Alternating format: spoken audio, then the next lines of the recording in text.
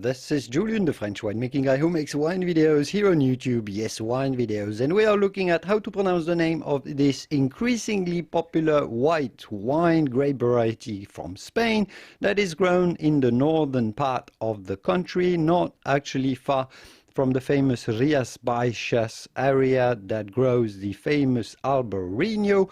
Godello is grown in an area of Spain that is called Valdeorras. Many wine critics say that Godello is going to put Spain, or white wine from Spain, on the map for their white wines as well, even more so than the famous Albarino grape.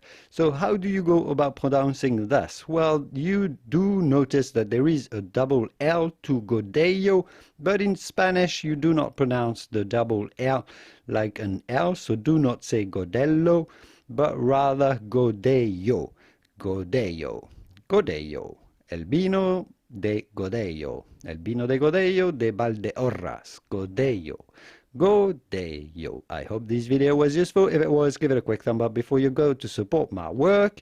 And I will see you soon in the wonderful world of wine. Au revoir. Hasta luego. Bye bye.